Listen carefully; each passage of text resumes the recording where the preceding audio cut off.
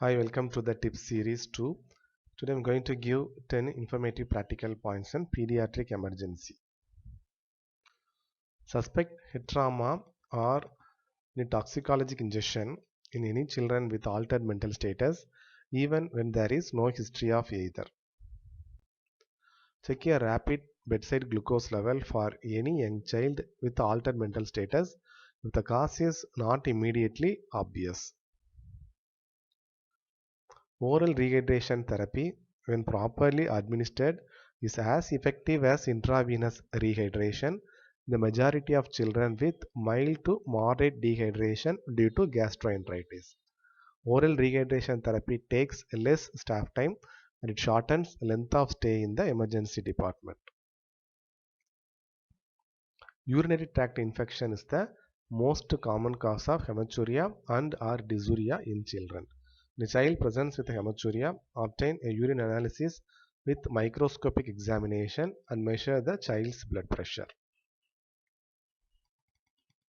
When evaluating a boy with abdominal pain, routinely perform a genitourinary examination to look for scrotal involvement. Patients with testicular torsion can present with abdominal pain. Often a history of trauma confuses the picture. Consider retropharyngeal abscess in infants with a stiff neck, fever and ill appearance. Usually patients with this condition have fullness on one side of the neck and they refuse lateral neck movement. A lateral neck radiography is very helpful to come to a conclusion. Syncope is likely due to cardiac abnormality if it is recurrent, if it occurs during infancy, when the patient is in supine position or with exertion or is associated with chest pain or an injury related to the patient's fall. These findings require further testing, referral to a cardiologist and possibly admission to the hospital. Vomiting that persists for more than 24 hours without the development of diarrhea may not be due to gastroenteritis. Consider obstruction and non-gastrointestinal causes such as brain tumor, meningitis and diabetic ketoacidosis.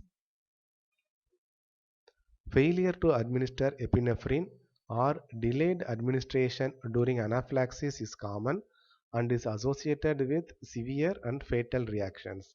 Antihistamines and steroids have a limited role in the acute treatment of anaphylaxis. A quick estimate of degree of dehydration can be obtained by checking 4 examination findings: capillary refill time at the fingertip greater than 2 seconds, ill looking child, dry mucous membranes and absence of tears. If 2 or more are found, the child is likely to be at least 5% dehydrated. Thank you.